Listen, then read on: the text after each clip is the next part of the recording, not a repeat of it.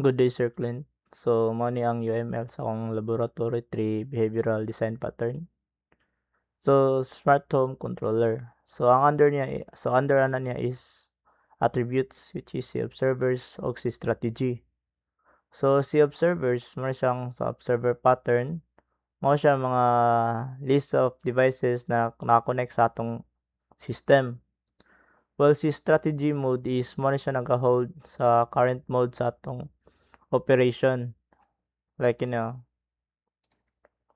mag-on siya na energy saving mode, comfort mode, og away mode. Then under ano niya is mga methods, which is nasa smart home controller, attach method, then device, then detach method, notify devices method, set mode method, og execute command method. Then nakakuha na siya diri sa atong baba no sa device. So diri sa device is mo ni siya ang represent sa atong observer pattern. Then naa siya method na update.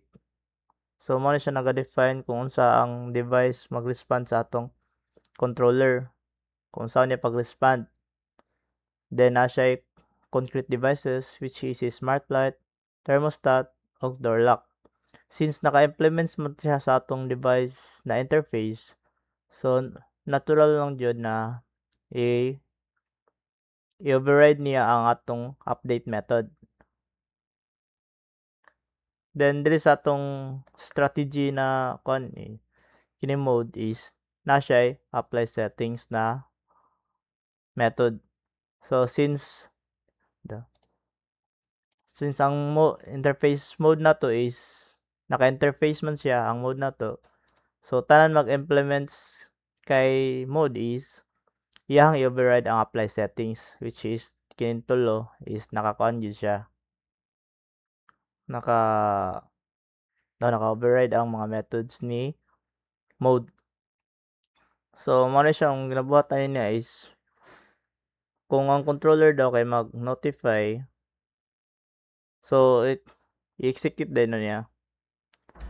So next kay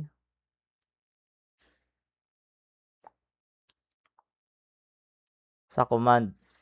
So sa command is naka-interface gyapon no. So dali ra kay sabton. So napud tay duha diri ka concrete commands, which is nag-implements gyapon sa ato ang command. So gi-override gyapon niya execute. So mao to ang UML. Then asa naman to? So dili na ta sa kuan.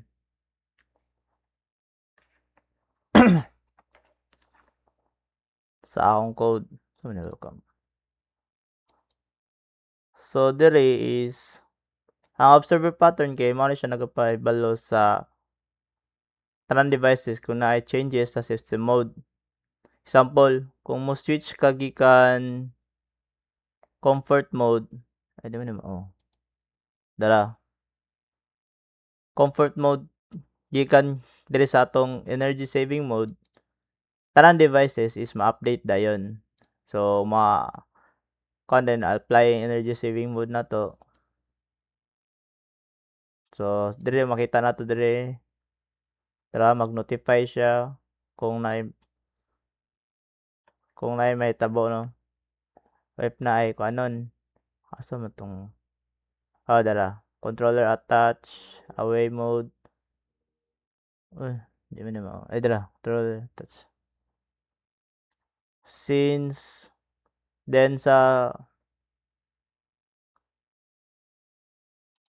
mao na siya atong strategy pattern no, si mode. So na siya tulo ka concrete strategies, si energy saving mode, comfort mode, ug si away mode. So ang strategy pattern may responsible sa pag-set sa lain-laing mode sa system. Like pwede nimo i-change anytime kung unsa nga mode imong gusto. So diri currently naatay tulo ka mode. So pwede ra ta mag-change anytime kung unsa nga mode atong gusto.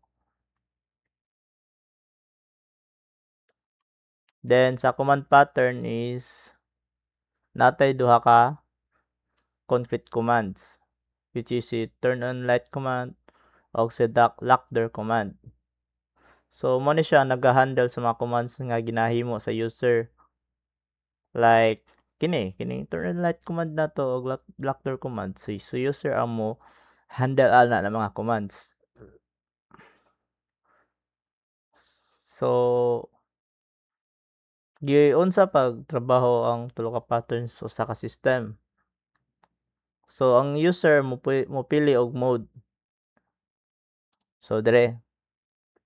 So bago siya mo apply sa bagong mode, kailangan sa jud murag mukuan sa dire sa smart home controller, then dire na pod switch to energy saving mode. So ipag-era nato na dira.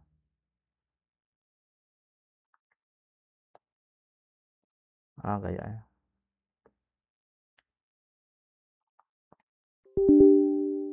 Tulos. No, unsa man ni? Ay di man I mean plus man eh. Ano login na.